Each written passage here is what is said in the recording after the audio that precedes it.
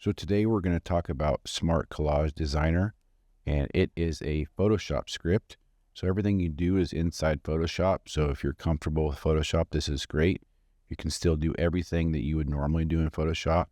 What the script does is it automatically takes images and texts and it designs them layout. And then you can take it from there and you can add a little bit more of your creative style to it. So you can see some of the things that I've done here. I did this very quickly with using the Smart Collage Designer, and I added a few things on my own, but you can see I really like this where you can add text inside the photo collage. There's also different styles of photo collages, and it does this all mostly for you. And there's another one where it kind of goes along the outside. You can see there's different types of designs for the photo collage. And then this one right here, you can see how it changed the color of the background. And you also have square images now, which is also an option. To install it, most of the time, a script is installed inside the scripts folder, inside of your applications folder. And you can see here are all these script folders. This is a Mac, but Windows is very similar. And you just go inside of your application, inside presets, inside scripts, and you install it in here. You will need an administrator password to do that. Okay, so let's start something new. So I'm going to hit File, New, and I'm going to make it 18 by, let's go 18 by 24. I want to make a nice big poster.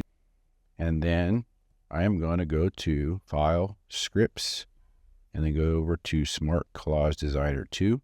And this is the user interface right here. And I can kind of just go over a little bit like what this is and what it does. So you have your headings and your subheadings. You can add those.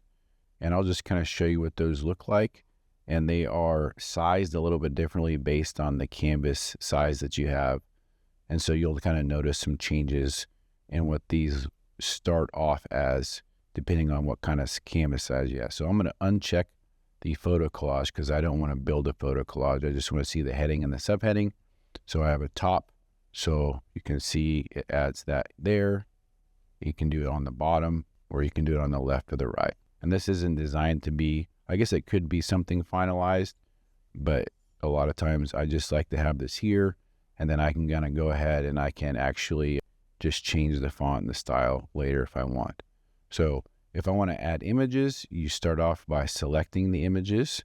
And so I would like to choose, let's just choose these images right here. Actually, I want to choose these right here, and it will pull them up, but then it will put them right here. You can kind of see them right in here. I'm going to uncheck I'm going to uncheck the subheading. I'm going to leave a heading. I'm going to include a photo collage now. And there's also these areas where you can save your preset. So if you adjust a lot of these settings and you want to save it as a preset, you can do that. You can see I have a couple presets that I've saved here. So that's nice. If you have something you like to go to quickly, you can just save it as a preset. And so over here on the collage options, you have the build direction. So I can go to columns or I can go to rows, and the edge style can be tapered or squared. I'll go over these and kind of show you what they look like.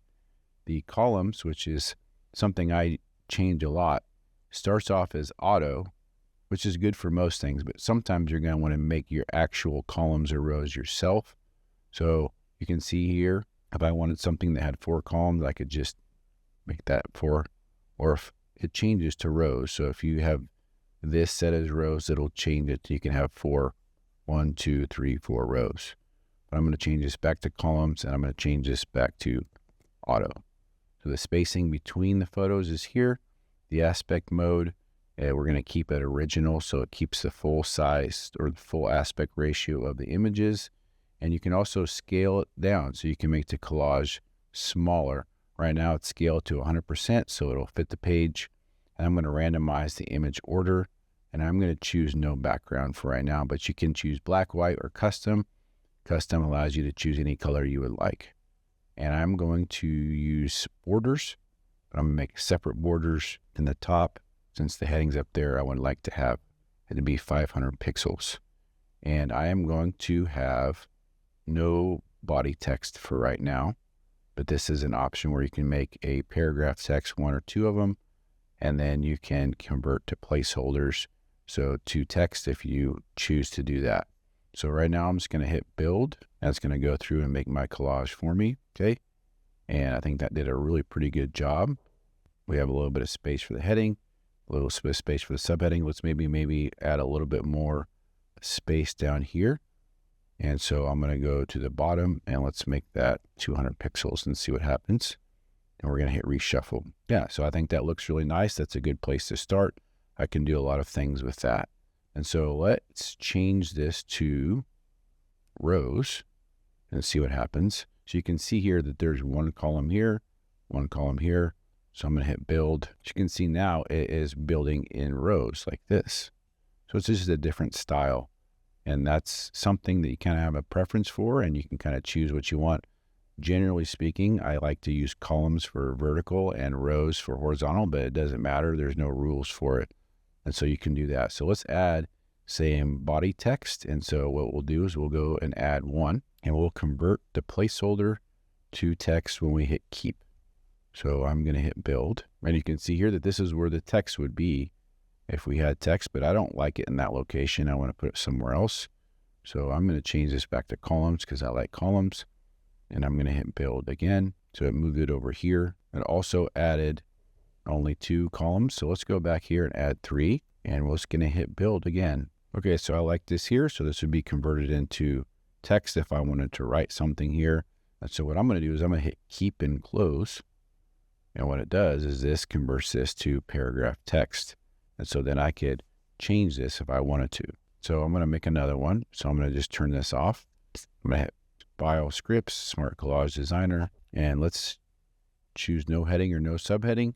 Let's choose the images. Let's make them all chosen. Open. And we are going to include a photo collage. And let's make these a tapered edge. And all of this looks great. Randomize the order. I always like to do that, but you don't have to. And let's make all no borders, and then we'll choose 2 body text placeholders, and let's hit build and see what it looks like. I can already tell that I'm going to have to manually add the columns here because this is a little bit too small. So let's change this to 4, and this will drastically change the look of this collage. It'll make it a lot bigger.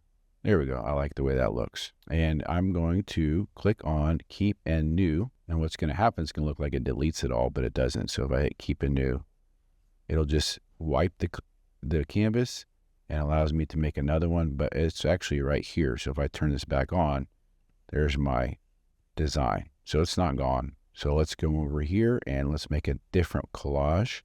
And so we are going to choose, we're going to leave the same amount of images.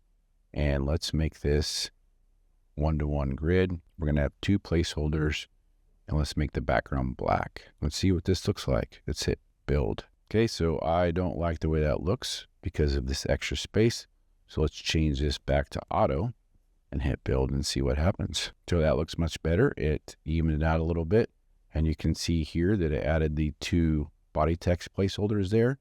If I don't like them in that spot, I can hit reshuffle and it will put them in a different spot. So you can just kind of reshuffle it until you get what you like. Okay, so I like that. And now I've noticed that some of these need to be adjusted because they're square. And so some of the photos need to be moved around. And so if you look over here at my layers, I'm going to close this. They all have layer masks, which makes the actual images into squares. And the layer masks are linked to the images. So if I come over here and I try to move this image right here, so if I use the move tool, I try to move this, it'll move the whole thing, and I do not want that to happen. So what I'm going to do is I'm going to come over here and I'm going to unlink the layer masks, and you can watch and see these links right here. When I click on that, they go away. And so now if I have my move tool selected with auto select selected, I can double click on this image and I can just move these images around until I get something I like. I'm just going to kind of move a lot of these. I'm just double clicking on them, and I like to use my arrows on my keyboard, but you don't have to use the arrows on the keyboard. You can just actually drag around like this, but you can't drag too far or else you'll move it out of the frame. So you have to make sure it stays in the frame enough to where it looks nice. Oh, I'll just keep doing that a little bit, drag these around until I get what I want. I think those look great, just like that. And so what I'm going to do is I'm going to click on this where it says convert placeholders to text, but you'll notice when I hit keep and close, it'll look like they disappear because the text is black. So the background's black, text is black, so it looks like it's gone, but they're still there. So let's hit keep and close. So here's my text right here. So white and hit OK. Now I can go back to the other one, change that to white, hit OK as well. So here I have a place where I can add some text right there. So this is Smart Collage Designer. I hope you like it. It takes a lot of settings and it makes it into a layout fairly quickly. You could make several layouts fast and then just choose the best one. And so I hope you enjoy it. Let me know if you have any questions.